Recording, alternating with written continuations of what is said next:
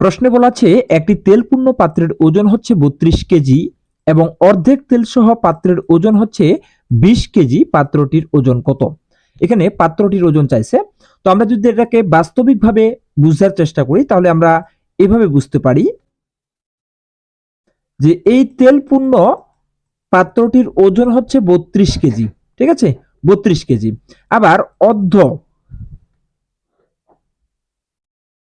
এই যে অর্ধ তেলপূর্ণ পাত্রটির ওজন, অর্ধেক তেল সহ পাত্রটির ওজন হচ্ছে 20 কেজি। ঠিক আছে, এখানে 20 কেজি।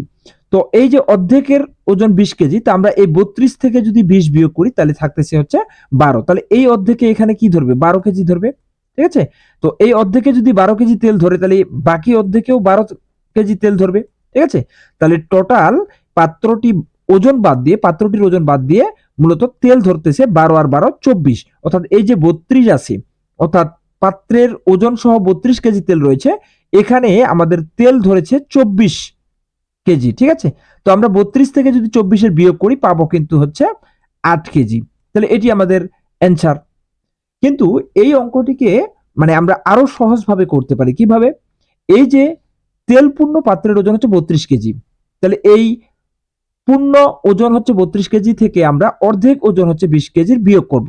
অর্থাৎ আমরা যদি 32 থেকে 20 এর বিয়োগ করি, ঠিক আছে, 20 এর বিয়োগ করি পাবো হচ্ছে মূলত 12। আবার এই 20 থেকে যদি এই 12 বিয়োগ করি তাহলে পাবো হচ্ছে 8। তাহলে ডিরেক্টলি আমরা অ্যান্সার করতে পারি 8 কেজি। অর্থাৎ গ নম্বরটি হচ্ছে রাইট অ্যান্সার। তাহলে এই যে পাত্রটি ওজন পেলাম হচ্ছে 8 কেজি। এটি কিন্তু প্রাথমিক বিদ্যালয়ে সহকারী শিক্ষক দ্বিতীয় ধাপ 2022 সালে আসছে। ওকে, তো এই প্রশ্ন বলছে একটি তেলপূর্ণ পাত্রের ওজন 30 কেজি, অর্ধেক তেল সহ পাত্রের ওজন হচ্ছে 20 কেজি হলে পাত্রটির ওজন কত?